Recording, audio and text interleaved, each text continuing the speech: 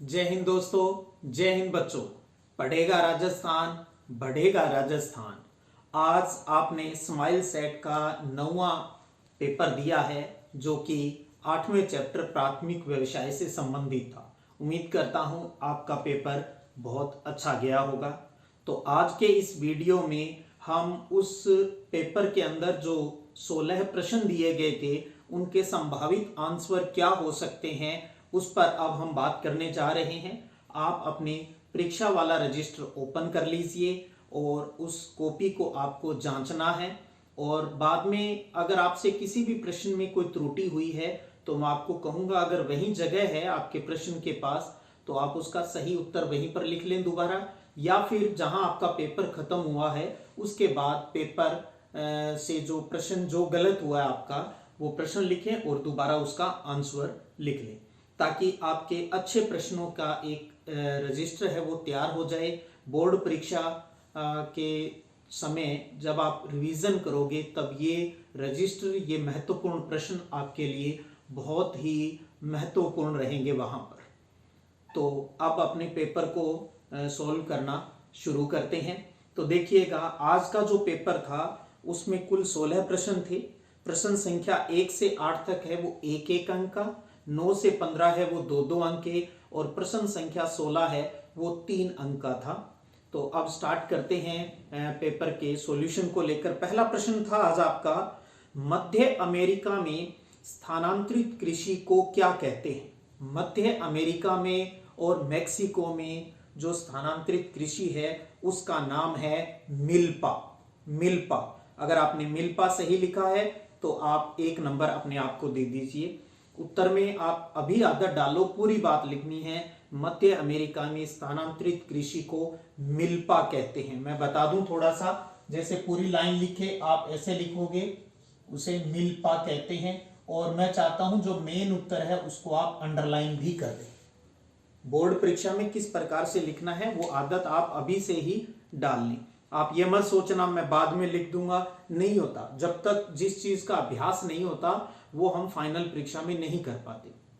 आगे बढ़ते हैं और दूसरा प्रश्न है, कृषि के सबसे प्राचीन रूप का क्या नाम है। उत्तर में आप अगर आपने लिखा है कृषि के सबसे प्राचीन रूप का नाम स्थानांतरित कृषि है। कृषि के सबसे प्राचीन रूप को हम क्या कहते हैं, स्थानांतरित कृषि है। और अगर ये शब्द आपने लिखा है तो 1 अंक दे दीजिएगा। आगे बढ़े, तीसरा प्रश्न देखिए। तीसरा प्रश्न है कि रेंच क्या है। रेंच, उम्मीद करता हूं आपके सही हुआ होगा ये प्रश्न। ये टॉपिक आपके व्यापारिक पशुचारण से लिया गया है। तो आप इसमें उत्तर में क्या लिखना था आपको, व्यापारिक पशुचारण में पशुओं के बड़े बड़े फॉर्म बनाए जाते हैं, बाड़े बनाए जाते हैं, जिन्हें रेंच कहा जाता है। ये इसका पूरा आंसर हो गया। और अगर आपने सिर्फ ऐसे भी लिखा है भी पशुओं के बड़े बड़े फार्म को रेंच कहा जाता है, तब भी सही है। यानी पशुओं का जो बाड़ा, जहां बहुत ज्यादा पशु रखे जाते हैं, उसको रेंच कहा जाता है। तो इस प्रकार का सही आंसर अगर आपका है तो 1 अंक प्रदान करते हुए आगे बढ़िए। चौथा प्रश्न है कि ब्राजील में कहवा के बागान को क्या कहा जाता है।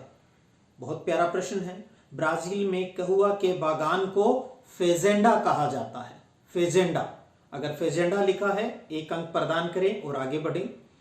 5वां प्रश्न है कि 2 उष्ण कटिबंधीय घास के मैदानों के नाम लिखिए।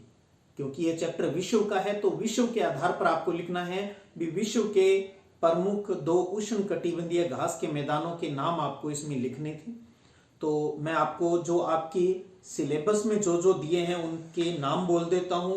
उनमें से कोई भी 2 लिखे हैं तो आप पूरे अंक अपने आप को दे दीजिए। 1 सही है तो आधा दे दीजिएगा।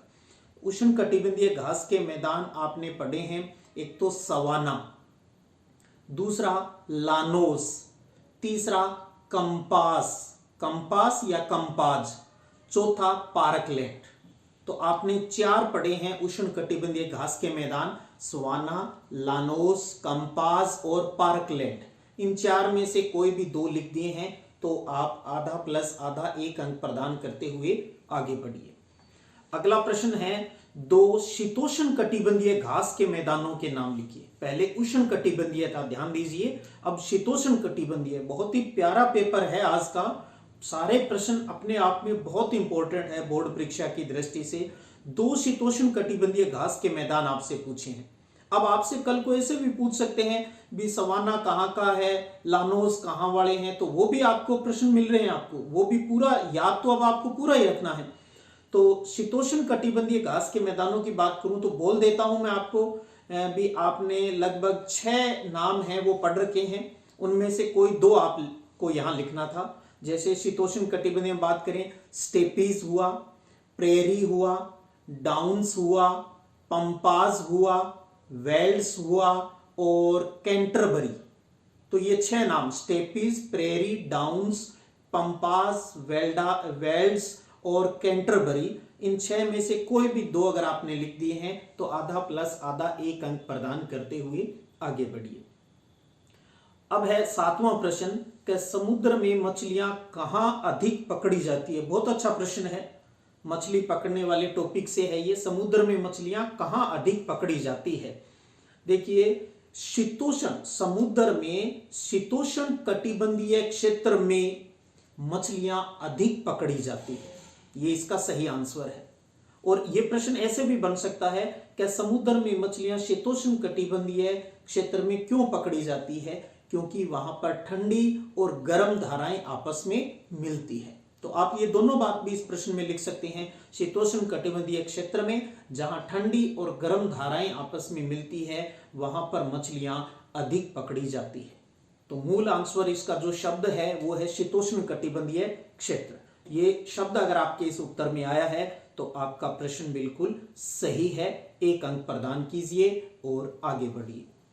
8वां प्रश्न है, बहुत प्यारा प्रश्न है ये भी। टुंड्रा प्रदेशों में पाले जाने वाले 2 पशुओं के नाम लिखिए। टुंड्रा यानी हिमाच्छादित शीतकालीन जहां बर्फ जमी रहती है, शीत प्रदेश है ये, तो वहां पर 2 पशुओं के नाम पूछे हैं और 2 ही आपने पढ़े हैं। पहला है रेंडियर और दूसरा है कैरिबू। रेंडियर और कैरिबू, कैरिबू और रेंडियर टुंड्रा प्रदेश में पाले जाने वाले 2 पशुओं के नाम हैं। अगर आपने दोनों लिखे हैं तो आधा प्लस आधा 1 अंक दीजिए। बहुत अच्छा पेपर है, मैं बार बार कह रहा हूं, मुझे खुद को आनंद आ रहा था जब पेपर तैयार कर रहा था। अभी वास्तव में बहुत प्यारे प्रश्न बने हैं और इन्हीं में से उम्मीद है भी प्रश्न आपको बोर्ड परीक्षा में निकल भी जाएगा। प्रश्न 9 है, चलवासी पशुचारण और व्यापारिक पशुचारण में अंतर देना है। चलवासी पशुचारण और व्यापारिक पशुचारण में अंतर देना है।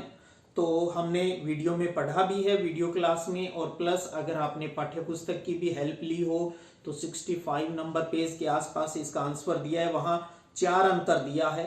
एक तो ध्यान दीजिए, मैंने आपको कहा अंतर वाले प्रश्न कैसे करने हैं। आपको एक तरफ लिखना है चलवासी पशुचारण और दूसरा तरफ लिखना है वाणिज्यिक या व्यापारिक पशुचारण। इस प्रकार से अंतर में फिर 1 नंबर, फिर इसका 1 नंबर इधर, फिर 2 नंबर और फिर इसका 2 नंबर। ये सबसे बढ़िया तरीका होता है किसी भी अंतर वाले प्रश्न को हल करने का। तो आपने जैसे चलवासी में बात करें तो ये चारे और पानी की खोज में एक स्थान से दूसरे स्थान पर जाते हैं, जबकि व्यापारिक में क्या कह सकते हो, इस प्रकार का पशुपालन है वो एक निश्चित स्थान पर बाड़े में किया जाता है जिसको हम रेंज कहते हैं, ठीक है। और चलवासी पशुचारण में दूसरा आप लिख सकते हो भी पशु प्राकृतिक रूप से पाले जाते हैं और उनकी विशेष देखभाल नहीं की जाती। और उधर आपको लिखना है व्यापारिक में पशुओं का वैज्ञानिक रीति से पाला जाता है और उनकी विशेष देखभाल की जाती है। चलवासी में आप तीसरा अंतर लिख सकते हो, चलवासी पशुपालक जीवन निर्वाह की एक आर्थिक क्रिया है, उधर आप लिखोगे व्यापार पर आधारित आर्थिक क्रिया है। चलवासी में आप चौथा अंतर ये बता सकते हो पुरानी दुनिया तक सीमित है, और व्यापारिक में आप लिख सकते हो मुख्यतः नई दुनिया के देशों में प्रचलित है। तो इस प्रकार के 4 अंतरों पर हमने बात की है। इस तरीके से कोई भी 2 सही अंतर अगर आपने लिखे हैं तो 1 + 1 यानी 2 अंक आप अपने आप को दे दीजिएगा। अच्छे से आंसर पढ़ के आपको आंसर देना है, गलती है उसको आपको इग्नोर नहीं करना है, आपको सुधार करना है उसमें, इस बात का ध्यान रखिए। 10वां प्रश्न है कि स्थानांतरित कृषि की समालोचना कीजिए, क्रिटिसाइज करना है स्थानांतरित कृषि को। तो इसमें आपको इस प्रकार के प्रश्न आते हैं बोर्ड परीक्षा में, फलाने की समालोचना कीजिए, उसको क्रिटिसाइज करना है। तो उसमें आपको क्या चीजें लिखनी होती है, इसमें आप पहले तो स्थानांतरित कृषि को ही बताएंगे, उस टॉपिक के बारे में ही बताना होता है। जैसे आप इसमें लिख सकते हो, आदिम जनजातियों द्वारा वनों को जलाकर खेत बनाए जाते हैं या खेती की जाती है, उसे स्थानांतरित कृषि कहते हैं। 2-3 वर्षों तक खेतों में कृषि की जाती है और उर्वरकता कम होने पर स्थान बदलकर खेती की जाती है। वनों का विनाश होता है और उर्वरक का उपयोग न होने से भूमि उपजाऊ हो जाती है। तो इस प्रकार से आपको, यानी वो क्या है वो, और जैसे आप इस जो बातें मैंने कही ये अपने आप में क्रिटिसाइज कर रही है बातें भी। हर 2-3 साल बाद में खेत बदलना पड़ता है भाई, ठीक है, क्योंकि फिर वहां हम कोई उसका कहते हैं ना उर्वरक का इस्तेमाल तो करते नहीं है, तो वहां लगातार खेती करते हैं तो उसका उपजाऊपन है वो कम हो जाता है। तो इसलिए फिर स्थानांतरित कृषि है, यानी फिर बदलनी पड़ती है। तो एक बार पुनः मैं इसका आंसर बोलूं, आपको इसके इर्द गिर्द ही आंसर देना है भी। आदिम जनजातियों द्वारा वनों को जलाकर इसमें खेत बनाए जाते हैं, 2-3 वर्षों तक खेतों में कृषि की जाती है और फिर उपजाऊपन कम होने पर स्थान बदलकर खेती की जाती है। वनों का इससे विनाश होता है, भूमि उपजाऊ हो जाती है और अनुपजाऊ हो जाती है क्योंकि उर्वरक का इस्तेमाल है वो नहीं किया जाता है। तो ये तथ्य अपने आप में ही क्रिटिसिज्म वाली बातें हैं इसके अंतर्गत, तो ये बातें आपको लिखनी है। तो 3-4-5 बातें मैंने कही है, अगर इनमें से कोई भी 2 बातें भी लिखी है तो 1+1 2 नंबर आप अपने आप को दे दीजिए। उसके बाद आगे बढ़ते हैं। 11वां प्रश्न है, ट्रक कृषि क्या है, इसकी 2 मुख्य विशेषताएं लिखिए। बहुत अच्छा प्रश्न है, अक्सर बोर्ड परीक्षा में आता रहता है और कृषि वाले इस यूनिट में तो अंतर भी आते रहते हैं कई बार भी। जैसे ट्रक कृषि है, दुग्ध कृषि है, इनमें आप अंतर बताइए, बागाती कृषि, मिश्रित कृषि, इनमें अंतर बताइए। तो इस प्रकार से भी आपको इस चैप्टर को तैयार करना है। ट्रक कृषि आप अच्छे से समझते हो, नगरों के निकट, शहरों के निकट सब्जियों की, जो साग सब्जियों की खेती की जाती है उसे ट्रक कृषि कहा जाता है। ट्रक शब्द आपको पता है क्यों इसमें इस्तेमाल होता है, क्योंकि सब्जियों को ट्रकों में भरकर दूर शहरों में ले जाया जाता है, इसलिए इसका नाम पड़ गया था। सबसे पहले ये नाम यूएसए वालों ने दिया था, अमेरिका वालों ने। मुख्य विशेषताओं की अगर बात करें तो आप इसमें यही लिख सकते हो भी, ट्रक कृषि का नगरों से यानी शहरों से गहरा संबंध है, ये अपने आप में विशेषता है। दूसरा, इसमें केवल साग सब्जियों की ही कृषि है, खेती है वो की जाती है। और विशेषता की बात करूं तो शाकाहारी जनसंख्या, जो शाकाहारी लोग हैं, शाकाहारी जनसंख्या इस प्रकार की कृषि को बढ़ावा देते हैं। तो ये नगरों से संबंधित कृषि है, इसमें साग सब्जियों की कृषि की जाती है, शाकाहारी जनसंख्या इस प्रकार की कृषि करते हैं। तो इन 3 में से कोई 2 आप विशेषता इसमें लिख सकते हो। ट्रक कृषि के सामान्य, क्योंकि एक विशेष प्रकार की कृषि है जो नगरों के निकट सब्जियों की खेती इसमें की जाती है, उसको ट्रक कृषि कहा जाता है। तो इस आधार पे, यानी अगर नगरों के निकट सब्जियों की खेती करना, ये इसकी परिभाषा हो जाती है। विशेषता मैंने 3 बता दी, इसमें से कोई 2 आप लिख दीजिए। तो ट्रक कृषि क्या है, 2 विशेषताएं, परिभाषा 1 नंबर की और आधे नंबर की 2 विशेषताएं होगी। आगे बढ़ते हैं। 12वां प्रश्न है कि भोजन संग्रहण विश्व के किन किन क्षेत्रों में किया जाता है। भोजन संग्रहण विश्व के किन किन क्षेत्रों में किया जाता है। तो आप संग्रहण वाले टॉपिक में आपने देखा होगा, वहां पर 5 जो क्षेत्र हैं वो आपको दिए गए हैं। कोई 2 क्षेत्र, यानी 1+1 2 नंबर में आपको लिखनी थी, जिसमें पहला है मलाया प्रायद्वीप में सेमांग व सकाई जनजाति, दूसरा अमेजन बेसिन में बोरो जनजाति, तीसरा कालाहारी क्षेत्र में बुशमैन जनजाति, चौथा पर्वतीय क्षेत्रों में और 5वां दक्षिणी पूर्वी एशिया के आंतरिक भागों में। तो इन 5 में से कोई भी अगर 2 आपने लिखे हैं तो 1+1 2 नंबर देते हुए आगे बढ़िए। बहुत प्यारा प्रश्न है ये भी। आगे बढ़ते हैं। 13वां प्रश्न। 13वां प्रश्न है अपना कि आदिम मानव जीवन निर्वाह के लिए किन 2 कार्यों पर निर्भर थे। बहुत अच्छा प्रश्न है। आदिम मानव जीवन निर्वाह के लिए किन 2 कार्यों पर निर्भर थे। मुझे नहीं लगता किसी बच्चे का गलत हुआ होगा। तो इसमें पहले दोनों, आखेट और संग्रहण, यानी शिकार करना और जरूरत की वस्तुएं एकत्रित करना वनों से, जंगलों से। ठीक है, तो इसका उत्तर है दो कार्य, यानी आखेट करना यानी शिकार करना और दूसरा संग्रहण करना, जरूरत की वस्तुओं का जंगलों से संग्रहण करना। ये दो आदि मानव के सबसे प्रमुख कार्य यानी सबसे प्राचीन कार्य हैं, सबसे पुराने, और आर्थिक दृष्टि से अगर बात करूं तो निम्न क्रम के ये व्यवसाय हैं वो कहलाते हैं। तो ये दोनों नाम अगर आपने लिखे हैं तो 1+1 2 नंबर दे दीजिए। उसके बाद आगे बढ़ते हैं और बात करते हैं खनिजों की कोई दो आधारभूत विशेषताएं लिखिए। खनिजों की कोई दो आधारभूत विशेषताएं आपको इसके अंतर्गत लिखनी है। आपको मैंने 5-6 विशेषताएं बता रखी है। बात करें जैसे पृथ्वी पर इनका वितरण असमान है, यानी खनिजों का वितरण असमान है। अधिकांश खनिज निश्चित और अनवीकरणीय होते हैं। अधिकांश खनिज है वो भूगर्भ में छिपे रहते हैं, जिनको बाहर निकालने में धन है, वो श्रम है और एक विकसित टेक्नोलॉजी की आवश्यकता होती है। निरंतर खनन द्वारा खाने दिन प्रतिदिन खर्चीली और अनार्थिक होती जा रही है। कोई भी देश खनिजों के उत्पादन में आत्मनिर्भर नहीं है। खनिजों का उत्खनन, उपयोग, बाजार और मांग आधारित है वो होता है। तो इन 6 में से कोई भी 2 विशेषताएं आपको लिखनी है। अच्छा प्रश्न है ये भी, आप कम से कम, मैं आपको भविष्य के लिए सलाह दूं, कम से कम आप 4 विशेषताएं इसकी जरूर याद हो। तो अभी तो यहाँ 2 पूछी है, वितरण है समान है और कोई भी देश आत्मनिर्भर नहीं है। अधिकांश खनिज है वो निश्चित है। अधिकांश खनिज भूगर्भ में मिलते हैं, उनको बाहर निकालने में खर्चा ज्यादा आता है।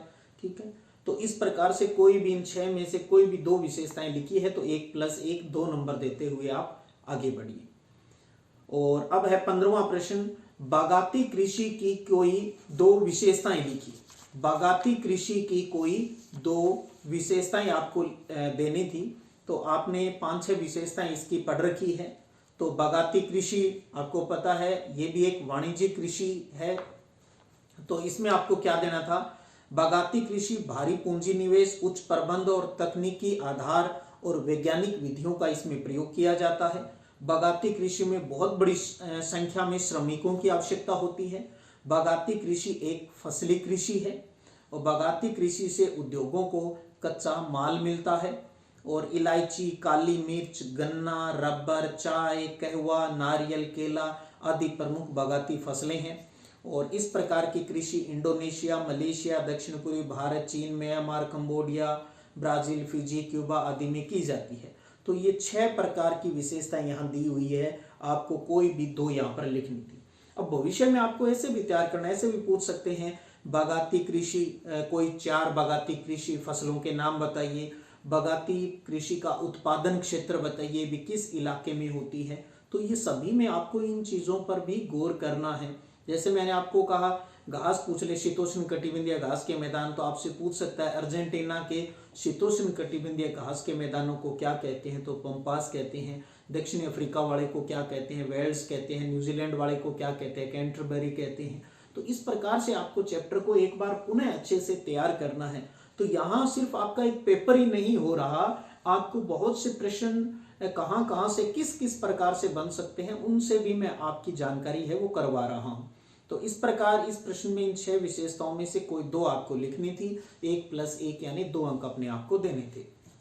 आगे बढ़ते हैं और अब हम पहुंच गए हैं अंतिम प्रश्न पर, जो है विश्व में चलवासी पशु चारण वाले क्षेत्रों की आर्थिक दशा सुधारने के लिए कोई 3 सुझाव दीजिए। बहुत ही प्यारा प्रश्न है और ये समझ आधारित प्रश्न है।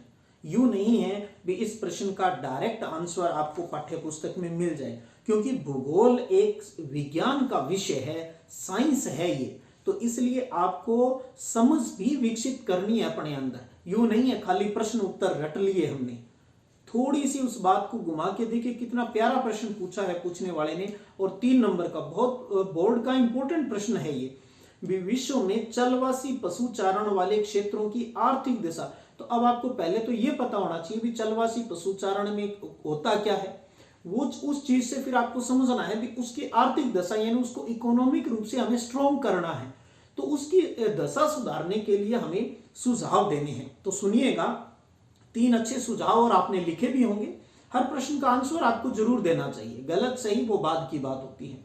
नंबर 1 सुझाव, क्या चलवासी की जगह व्यापारिक पशुचारण किया जाना चाहिए। चलवासी तो वही है, प्राकृतिक पुराना सदियों से चला आ रहा है। तो पहला अच्छा सुझाव यही है भी किसान को, कृषक को चलवासी पशुचारण की जगह व्यापारिक पशुचारण को काम में लेना चाहिए। दूसरा सुझाव हो सकता है कि पशुचारण की जगह कृषि कार्य करना चाहिए। पशुचारण की जगह कृषि कार्य है वो करना चाहिए।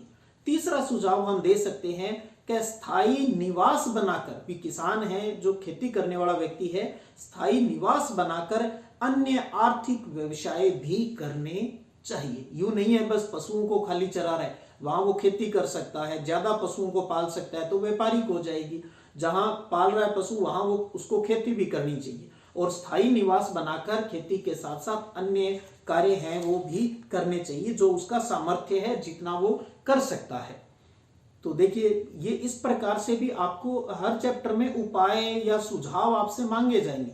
कुछ टॉपिक में तो क्या आपकी पाठ्य पुस्तक में दिए रहते हैं सुझाव उपाय ये, और कई जगह जैसे इसका डायरेक्ट नहीं दिया तो आपको समझ आधारित प्रश्न है, और आप ये इस प्रकार के प्रश्नों को ये नहीं कह सकते भी ये प्रश्न आउट ऑफ सिलेबस है, क्योंकि हमारी पढ़ाई का मतलब ही यही होता है हमारे अंदर जो समझ है वो उसको विकसित करना, ये मूल उद्देश्य है पढ़ाई का। लेकिन हमने पढ़ाई को क्या मान रखा है, हमने पढ़ाई को प्रश्न उत्तर वाला रट्टाफिकेशन सिस्टम मान रखा है। पासबुक लो, उसमें प्रश्न बता दो, सर 10 प्रश्न बता दो, कौन से आएंगे, इंपॉर्टेंट बता दो, नोट्स बता दो, सब कुछ वही आपके दिमाग में चलता रहता है, और समझ आप डेवलप कर नहीं पाते। तो बाद में भविष्य में फिर कंपटीशन देते हो, RAS IAS की बातें करते हो, तो वहां फिर गच्चा खा जाते हो, फिर वहां आप पिछड़ जाते हो, फिर अफसोस रहता है कि किसी टीचर ने हमें बताया नहीं, फिर सारी बात ले दे के आप टीचर पर डाल देते हो। क्योंकि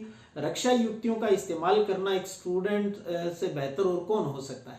आप अपने बचाव करने के लिए दूसरे को गिरा सकते हो, ये स्टूडेंट प्रजाति की एक समस्या रहती है, पर मैं चाहता हूं ऐसा नहीं हो आपके साथ, और न ही कभी आपको ऐसा करना पड़े।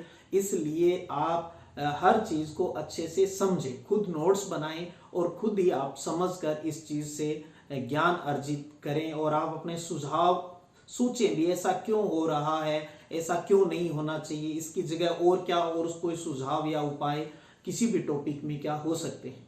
तो उम्मीद करता हूं आज के इस पेपर से आप बहुत लाभान्वित हुए होंगे, क्योंकि आज के इस पेपर में जो कि हमारे नए सिलेबस के हिसाब से था, बहुत ही प्यारे और अच्छे प्रश्न हैं वो आपके सामने मैंने प्रस्तुत किए हैं। आप अवश्य लाभान्वित हुए होंगे, और अगर लाभान्वित हुए हो तो और साथ में आपके इस पेपर में कितने अंक आए हैं, तो आप अपना नाम, स्कूल का नाम लिखते हुए अंक जरूर कमेंट बॉक्स में साझा करने हैं, चैट में नहीं करने, कमेंट बॉक्स में जाकर आपको अपना अपना, कई बच्चे क्या करते हैं किसी दूसरे के कमेंट आया हुआ है उस कमेंट में जाकर अपने अंक बता देते हैं, तो मैं वहां तक नहीं जाऊंगा, फिर मैं देख लेता हूं, लेकिन जब आपका रिजल्ट अनाउंस होता है तो वहां मैं अगले स्टेप में नहीं जाता। इसलिए आप अपने एक एक करके उसमें अपना नाम, स्कूल का नाम अच्छे से साफ साफ शब्दों में लिखकर और अपने अंक है वो साझा अवश्य कीजिएगा।